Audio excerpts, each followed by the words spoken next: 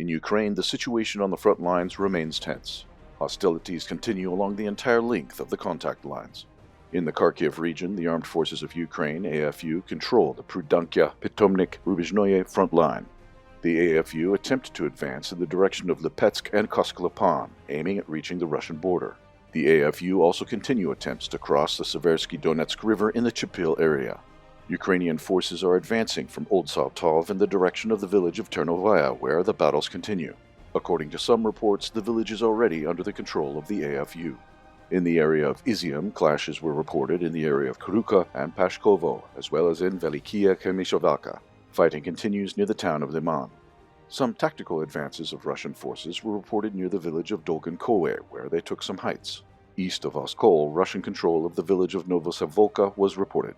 The work of Ukrainian aviation continues in the region. On May 12th, a Ukrainian MiG-29 was shot down near Lozova. Russian troops continue unsuccessful attempts to gain a foothold on the west bank of the Seversky Donetsk River near the village of Belogorovka. According to Ukrainian military sources, 5 attempts of Russian forces to establish a pontoon crossing and cross the river were thwarted. The Russian-led units suffered heavy losses. According to drone footage taken from the spot, 73 units of Russian equipment were destroyed. On May 13th, the beginning of the assault by Russian-led forces on the city of Severodonetsk was reported by local sources. Clashes broke out on the outskirts of town. The Allied forces are advancing from 3 directions from the north. During their retreat, the AFU blew up the bridge between Rubezhny and Severodonetsk. At the same time, the AFU supply road in Lysychansk is almost under Russian fire control. Russian troops and units of the LPR seek to take the Ukrainian group in an operational encirclement. Fierce battles are ongoing in Belogorovka and Shepilovo. LPR forces began storming the village of Privole.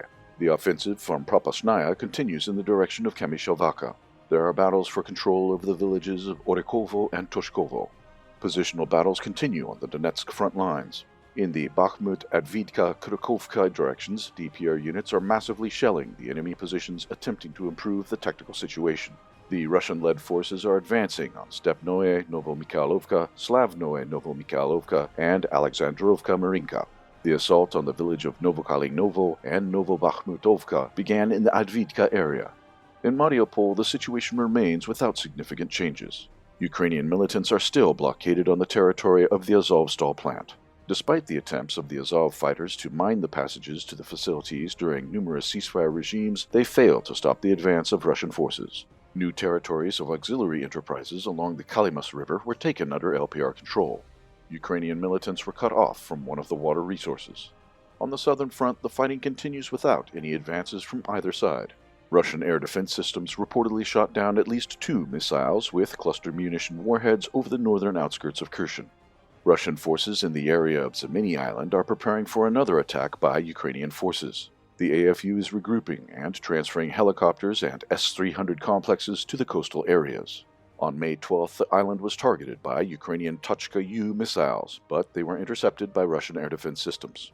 Russian cruise missiles struck military targets in the Mykolaiv, Kherson, Podlava, Kharkiv, Chernihiv, and Zaporozhye regions. The Kremenchug refinery and the Podlava region was hit once again.